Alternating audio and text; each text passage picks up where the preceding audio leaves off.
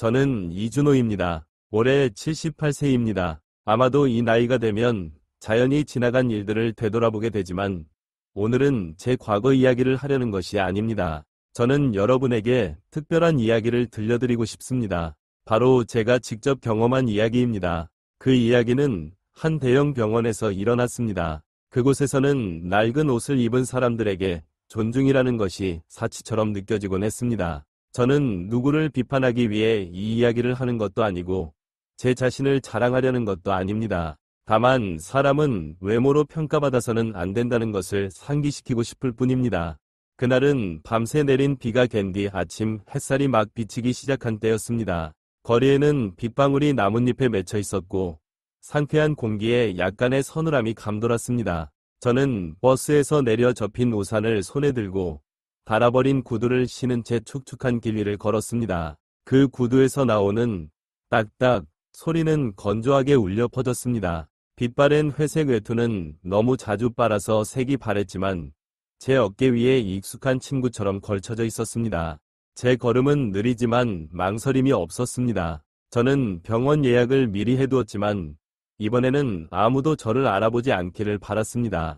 더 정확히 말하자면 평범한 노인으로 보이는 제가 어떻게 대우받는지를 확인하고 싶었습니다. 저는 경호원도 데려오지 않았고 비서도 없었습니다. 오직 저만 있었습니다. 78세의 이준호.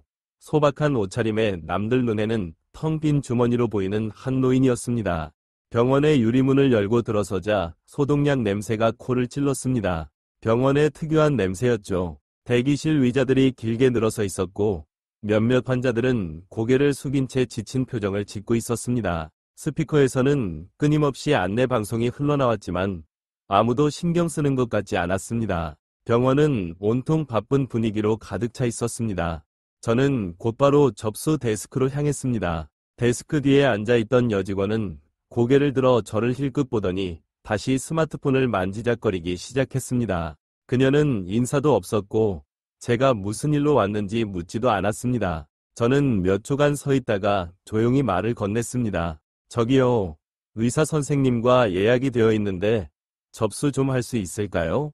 여직원은 고개를 들어 저를 쳐다보더니 피식 웃었습니다. 그녀의 시선은 위에서 아래로 천천히 내려오더니 낡은 제 신발과 바랜 외투에 머물렀습니다. 예약증 있어요? 그녀의 목소리는 차갑고 아무런 감정도 담겨있지 않았습니다. 전화로 예약했는데요. 접수 데스크에 가면 된다고 들었습니다.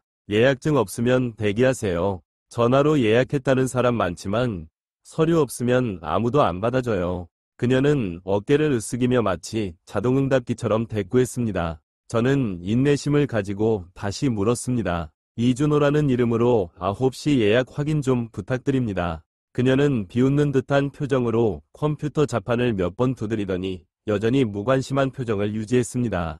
그러다가 갑자기 고개를 들어 냉소적인 미소를 지으며 말했습니다. 이준호라는 이름은 없는데요? 혹시 병원을 잘못 찾아오신 거 아니에요? 저는 인내심을 가지고 미소를 지으며 급하게 반박하지 않았습니다. 제가 이 병원에 예약을 한 것이 확실했지만 큰 소리를 내고 싶지는 않았습니다. 저는 조용히 대답했습니다. 잘못 온 것 아닙니다. 어제 전화로 예약을 확인했습니다. 그럼 기다리세요. 이름 있으면 부를게요. 그녀는 손짓으로 마치 파리를 쫓듯 말하고는 다시 스마트폰을 만지작거리기 시작했습니다.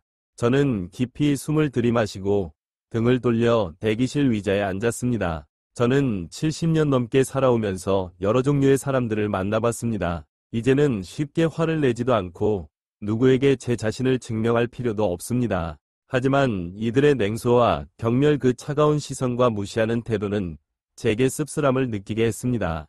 약 20분쯤 앉아 있었을 때 누군가 이름을 부르는 소리가 들렸습니다. 이번에는 제 이름이 아니라 세련된 옷을 입고 반짝이는 시계를 찬 중년 남성의 이름이었습니다. 접수 데스크 직원은 그에게 고개를 숙이며 밝은 미소를 지었습니다. 안녕하세요, 선생님. 예약하신 의사와의 진료 맞으시죠? 안으로 안내해드리겠습니다. 그 남성은 미소를 지으며 아무 말 없이 고개만 끄덕였습니다. 저는 그 모습을 보고 한숨을 내쉬었습니다.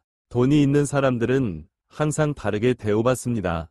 몇 분 후 30대쯤 되어 보이는 젊은 의사가 진료실에서 나왔습니다. 키가 크고 마른 체형에 테 없는 안경을 쓴 그는 차가운 표정으로 바쁜 사람처럼 보였습니다. 그는 진료 차트를 손에 들고 걸어가며 접수 데스크 직원에게 물었습니다. 다음 환자는 어디 있습니까? 9시 예약 환자 누구죠? 저는 일어나 손을 들었습니다. 저예요. 제 이름은 이준호입니다. 그는 고개를 들고 저를 보며 불쾌함이 가득 담긴 표정을 지었습니다. 마치 접수 데스크 직원의 눈빛을 그대로 닮은 것 같았습니다. 당신? 정말로 나와 예약한 거 맞습니까? 그의 목소리는 높아졌고 약간의 비꼼이 섞여 있었습니다. 맞습니다. 제가 바로 그 사람입니다. 그럼 들어오세요.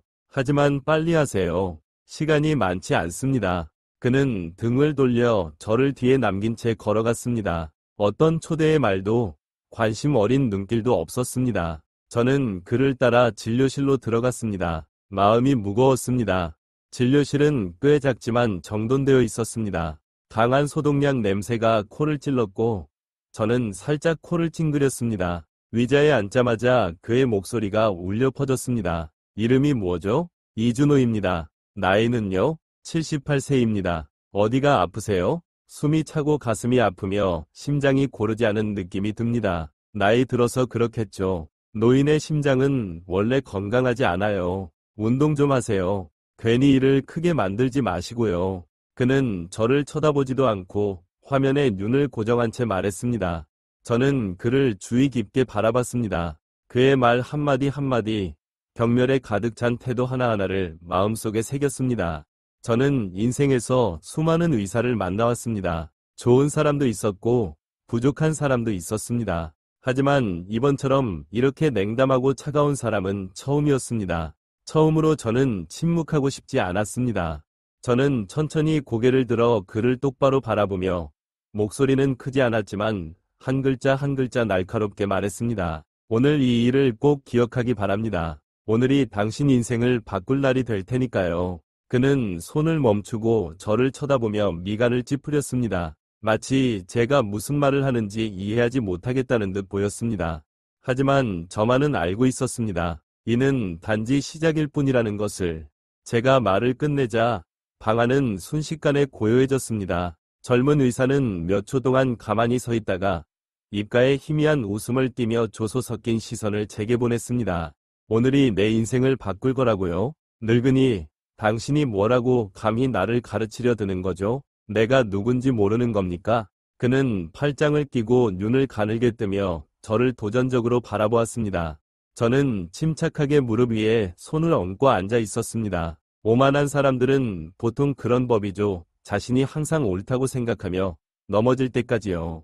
네가 누구인지 난 알 필요 없어. 네가 의사라는 것만으로 충분해. 저는 부드럽지만 단호한 어조로 답했습니다. 그래, 나는 의사야. 하지만 모든 의사가 가난뱅이 노인에게 설교를 들을 시간은 없다는 것도 알아도. 그의 목소리는 비꼬는 듯 날카롭고 그의 눈빛은 제 자존심을 찌르듯 차가웠습니다. 저는 화도 나지 않았고 기분이 상하지도 않았습니다. 그의 경멸이 저를 흔들기엔 부족했습니다. 하지만 저는 분명히 느꼈습니다. 다른 환자들이 이 상황에 처한다면 얼마나 비참하고 마음이 아팠을지요. 네가 누가 가난하다고 생각하는 거지? 저는 차분히 되물었습니다. 그럼 누구겠어? 당신이지. 당신 자신을 좀 봐. 어깨가 헤어진 옷에 달아빠진 구두까지. 아마 당신은 이 진료비를 낼 돈도 없을걸. 그는 가시처럼 날카로운 말투로 대꾸했습니다. 저는 그를 뚫어지게 바라보았습니다. 제 눈빛은 더 이상 온화하지 않았고 대신 제 평생 거의 드러내지 않았던 냉정함이 담겨 있었습니다. 넌 착각하고 있는 것 같구나. 가난함은 사람들이 입고 있는 옷에 있는 게 아니라 다른 사람보다 자신이 우월하다고 생각하는 마음속에 있는 거란다. 젊은 의사의 얼굴이 잠시 경직되었지만 그는 곧 크게 웃음을 터뜨렸습니다. 그 웃음소리는 귀를 거슬렀지만 속이 텅 빈 듯했습니다. 노인네, 당신 참 똑똑하군. 하지만 당신의 멋진 말이 내 인생에 무슨 변화를 줄 것 같진 않네. 당신 같은 사람이 내 인생을 바꿀 수 있다고 생각해?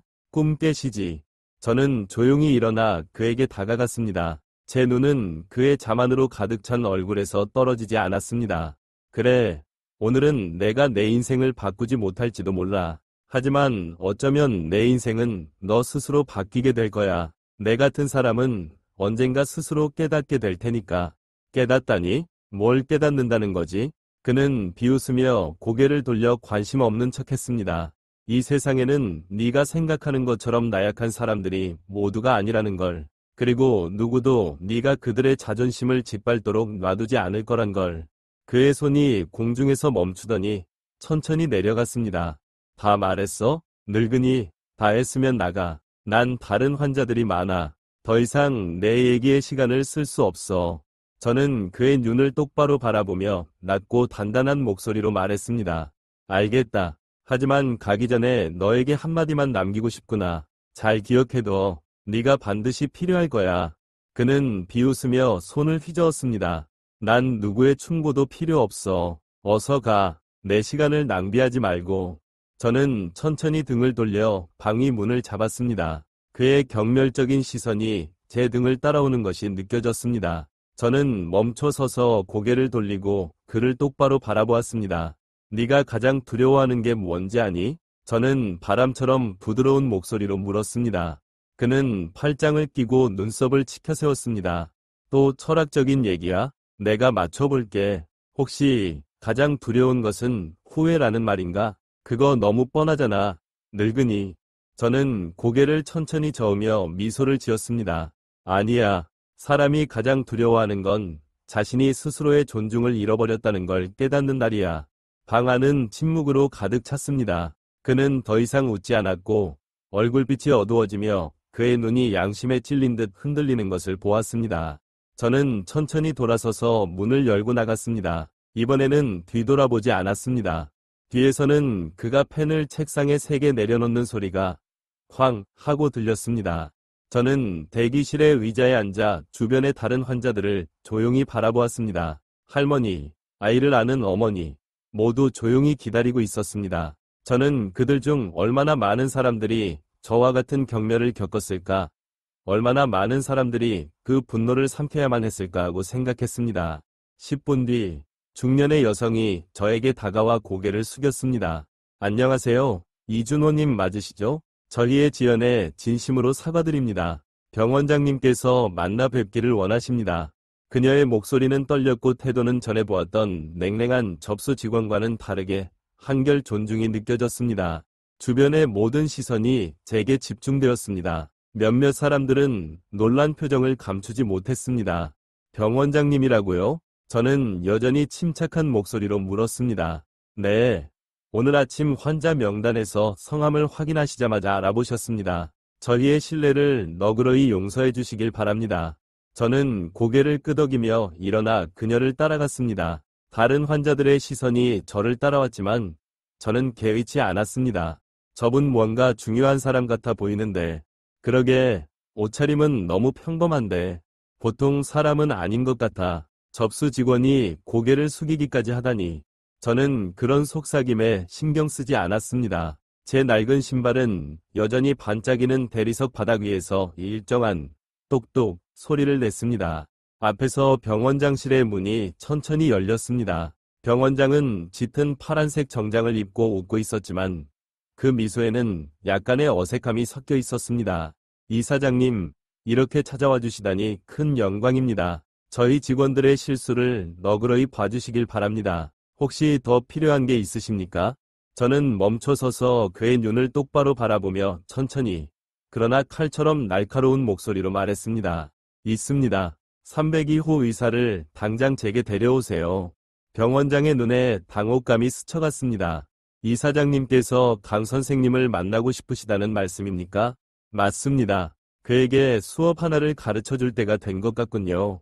감독실 안은 이상할 정도로 고요했다. 바깥에서는 안내 방송 소리가 계속 울려 퍼졌지만 이곳은 공기가 무겁게 가라앉아 있었다. 나는 부드러운 가죽으로 된 의자에 앉아 병원장과 마주 보고 있었다. 그는 중년의 남성으로 얼굴에는 걱정이 가득 묻어 있었다. 그는 넥타이를 만지작거리며 나를 힐끔힐끔 쳐다보았다. 마치 내가 말을 꺼내길 기다리는 것처럼. 하지만 나는 서두르지 않았다. 나는 몸을 뒤로 기댄 채 두 손을 무릎 위에 포갠 채 앉아 병원장을 뚫어지게 바라보았다. 그는 내가 누군지 알아챘음이 분명했지만 여전히 평정을 유지하려 애쓰고 있었다. 방 안의 긴장감은 마치 팽팽하게 당겨진 기타 줄 같았다. 조금이라도 움직이면 금방 끊어질 것만 같았다. 이 회장님, 안심하셔도 됩니다. 제가 직원들에게 환자 응대 절차를 전면 재검토하라고 지시했습니다. 앞으로는 이런 일이 다시는 발생하지 않을 겁니다. 병원장은 억지 미소를 지으며 전보다 한층 낮아진 목소리로 말했다.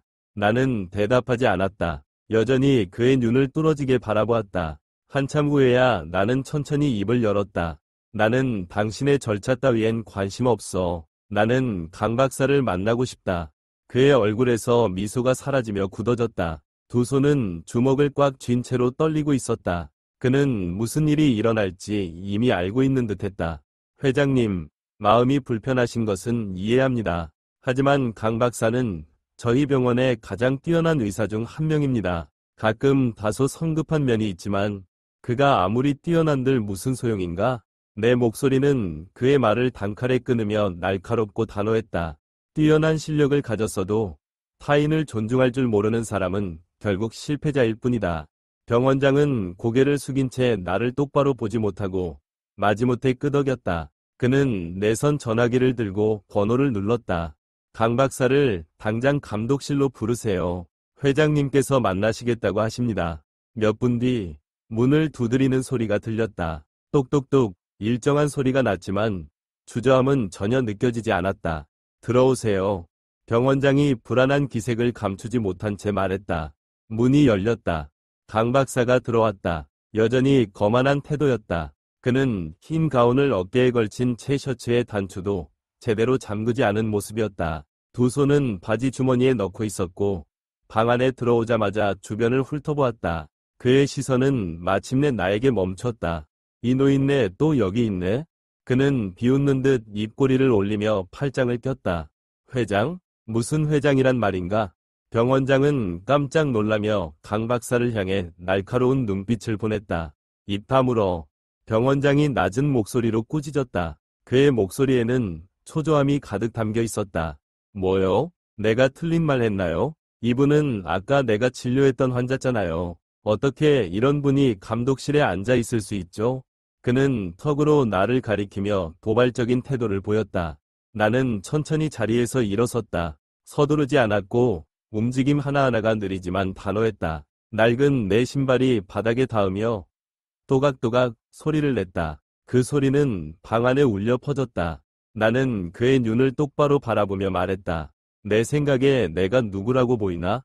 내 목소리는 낮고 단단하게 울렸다. 강 박사는 한쪽 눈썹을 치켜올리며 비웃는 듯 말했다. 그냥 귀찮은 노인네 아닌가요? 의사를 존중할 줄 모르는. 나는 미소를 지으며 내 주머니에서 작은 금색 명찰을 꺼냈다. 그 명찰은 손바닥 안에 쏙 들어올 정도로 작았지만 그 빛이 강 박사의 눈을 움츠리게 했다. 나는 명찰을 들어올려 그가 명확히 읽을 수 있도록 보여주었다. 리 준 호호프 위료재단 회장. 방 안은 순식간에 완전한 침묵에 빠졌다. 강 박사의 눈은 휘둥그레졌고 입은 살짝 벌어진 채 아무 말도 하지 못했다. 그의 얼굴은 홍조에서 하얗게 변했고 팔짱을 낀 손이 풀리며 온몸이 힘을 잃은 듯 보였다. 회 회장님? 그의 목소리는 떨렸고 두 다리는 휘청이며 뒷걸음질 쳤다. 방금 내가 뭐라고 했더라? 귀찮은 노인네라고 했던가? 나는 여전히 그를 똑바로 바라보며 차갑고 평정심을 잃지 않은 목소리로 말했다. 아니요, 제가 몰랐습니다. 그의 목소리는 떨리고 있었고 두 손으로 가운 끝을 움켜쥐고 있었다. 그래, 네가 내가 누군지 몰랐다고 쳐. 하지만 네가 선택한 태도, 그건 변명의 여지가 없다. 그것이 내 가장 큰 실수야. 나는 그의 눈을 똑바로 보며 한 걸음 앞으로 나아갔다. 그는 뒷걸음질치며 이마에 땀을 흘렸다. 이전의 오만한 태도는 온데간데 없었고 두 눈엔 두려움이 가득했다. 회장님, 저 정말 죄송합니다. 몰라 뵈었습니다. 제발 용서해 주십시오. 그는 바닥에 무릎을 꿇고 두 손을 모아 머리를 조아렸다. 나는 그를 내려다보며 서 있었다. 하지만 나는 그에게서 아무런 통쾌함도 느끼지 못했다. 오히려 안타까웠다. 재능이 있음에도 불구하고 교만함으로 스스로를 망친 그가 나에게 무릎 꿇을 필요 없다. 나는 차갑게 말했다. 네가 진정으로 무릎 꿇어야 할 대상은 네가 멸시했던 환자들이다. 그들이야말로 진정으로 존중받아야 할 사람들이야. 내 말 한마디 한마디가 그의 머리를 망치로 내려치는 듯했다. 그는 온몸을 떨며 얼굴을 바닥에 묻었고 눈물방울이 흰 타일 위에 떨어졌다. 제가 잘못했습니다. 죄송합니다. 제발, 제발 저를 내쫓지 말아주세요. 그의 목소리는 쉰소리가 섞여 있었고 흐느낌으로 가득 차 있었다. 나는 깊은 숨을 내쉬며 시선이 조금 부드러워졌지만 목소리는 여전히 단호했다. 난 너를 쫓아내지 않는다. 하지만 내일부터 넌 더 이상 수석 의사가 아니다. 다시 인턴으로 돌아가라. 이제부터는 사람 대하는 법을 제대로 배우도록 해라. 그렇지 못한다면 다시는 수술칼을 잡지 마라. 그는 눈이 붉어진 채로 고개를 들어 나를 바라봤지만 아무 말도 하지 못했다. 옆에 서 있던 병원장은 고개를 푹 숙인 채로 한마디도 하지 못했다. 나는 몸을 돌려 감독실을 나섰다. 낡은 내 신발은 또각또각 일정한 소리를 내며 바깥으로 향했다. 바깥에는 햇살이 비추고 있었고 나뭇잎에 맺힌 빗방울이 땅으로 떨어지고 있었다. 나는 깊은 숨을 내쉬었다. 삶은 우리에게 가르친다. 타인을 멸시하는 사람은 결국 자신을 파멸시키고 만다는 것을. 나는 병원장실을 나와 긴 복도를 따라 걸었다. 이 복도는 오가는 사람들로 가득했지만 아무도 말을 하지 않았고 웃지 않았으며 나를 똑바로 쳐다보지도 않았다. 아마 내 신분에 대한 소문이 병원 전체에 퍼진 모양이었다.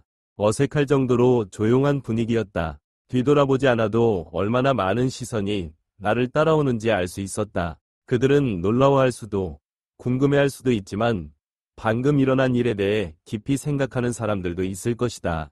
진료 대기 구역을 지나칠 때 긴 의자에 앉아있던 환자들의 눈도 일제히 나를 향했다. 몇몇은 나를 알아보고 조용히 속삭였다. 저분이 회장님인 것 같아. 회장님이라고? 그런데 아까 직원들이 거짓 취급을 했다니. 그러니까 아까 강 의사가 무릎 꿇고 울던 거지. 정말 창피한 일이야. 나는 그런 소문을 흘려보내며 뒤돌아보지도 대꾸하지도 않았다. 더 이상 설명할 필요가 없었다. 모든 것을 목격한 사람들은 스스로 깨달을 것이다. 천장 스피커에서 방송이 울려 퍼졌다. 강 의사님, 즉시 병원장실로 돌아와 주시기 바랍니다. 강 의사님, 즉시 병원장실로 돌아와 주시기 바랍니다. 이 소리는 병원 전체에 울렸지만 이번에는 이전처럼 권위적이거나 서두르는 기색이 없었다. 대신 그 목소리에는 위미심장한 경고가 담겨 있었다. 나는 뒤돌아보지 않았지만 이번 소환이 이전과는 다르다는 것을 깨달은 강 의사의 창백한 얼굴과 불안한 눈빛이 눈에 선했다. 나는 병원 로비로 계속 걸어갔다. 접수 데스크 앞에서는 아까 봤던 직원이 여전히 자리에 앉아 있었다. 나를 보자마자 그녀는 벌떡 일어나 깊이 고개를 숙이며 떨리는 목소리로 말했다. 회 회장님, 혹시 필요하신 게 있으신가요? 차량을 준비해 드릴까요? 나는 걸음을 멈추고 천천히 돌아서서 그녀를 바라보았다. 그녀의 눈은 벽에 몰린 어린 사슴처럼 두려움으로 떨리고 있었다. 온몸이 약간 떨리며 두 손은 유니폼의 옷자락을 꽉 쥔 채 고개를 숙이고 내 눈을 똑바로 바라보지 못했다. 차량은 필요 없다. 하지만 내가 너에게 한 가지를 상기시켜야겠니? 나는 낮고 강철처럼 단단한 목소리로 말했다. 죄송합니다. 제가 잘못했어요. 제가 회장님을 몰라 뵈었습니다. 제가 무례했습니다. 용서해 주십시오. 그녀는 눈물을 삼키며 떨리는 목소리로 말했다. 나는 그녀를 한참 동안 바라보며 아무 말도 하지 않았다. 그녀의 작은 움직임 하나하나에서 두려움이 느껴졌다. 나는 사람들을 겁주는 것을 좋아하지 않지만 그녀에게 교훈을 주지 않으면 나처럼 경멸을 견뎌야 할 다른 사람들이 얼마나 더 생길까?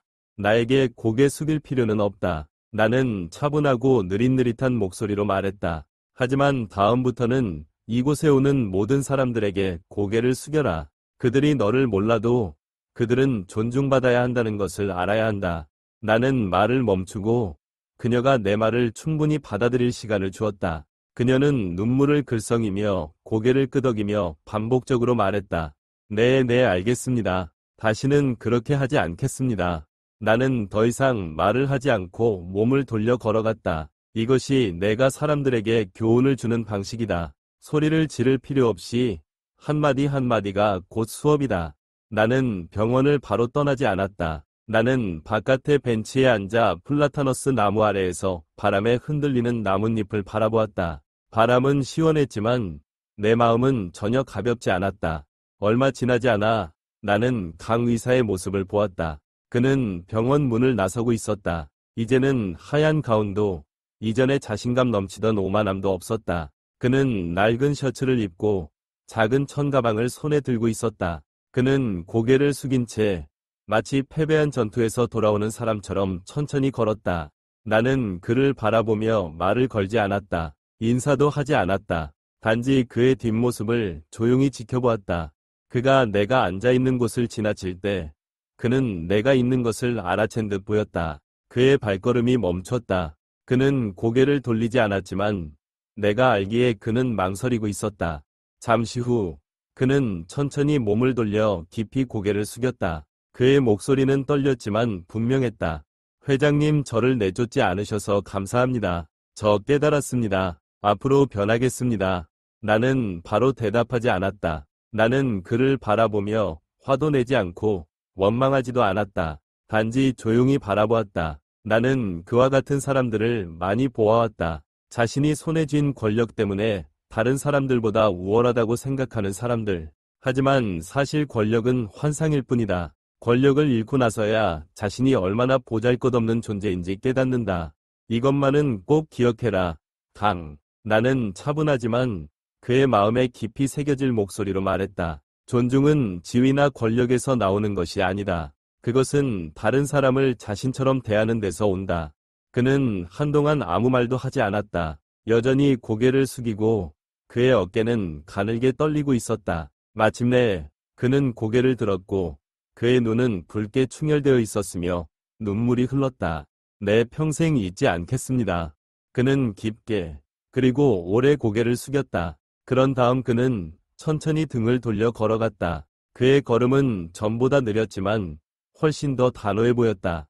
나는 여전히 그 자리에 앉아 플라타너스 나무 위를 올려다보았다. 노랗게 변한 나뭇잎들이 하나둘 떨어졌다. 나는 고개를 뒤로 젖히고 눈을 감았다. 가벼운 바람이 불어와 비온 뒤 촉촉한 흙 냄새를 실어왔다. 내 머릿속에는 옛 기억들이 떠올랐다. 가난했던 소년 시절, 병멸당했던 날들, 그리고 오늘날의 나를 이루기 위해 쉼없이 일했던 시간들. 수년이 지나도 나는 타인의 격려를 받았던 감정을 결코 잊지 않았다. 아마 그것이 오늘날 내가 이 자리에 있는 이유일 것이다. 나는 누구도 내 앞에서 무릎을 꿇기를 원하지 않는다. 나는 단지 사람들이 인간다움과 겸손함 앞에서 고개를 숙이기를 바랄 뿐이다. 멀리서 강 의사의 뒷모습이 길모퉁이 너머로 사라져갔다. 그는 이 교훈을 기억할 것이다. 아마 앞으로는 권력 있는 사람들뿐 아니라 가장 평범한 사람들까지도 존중할 줄 알게 될 것이다. 나는 눈을 감고 깊이 숨을 들이마셨다. 비가 그쳤다. 해가 떴다.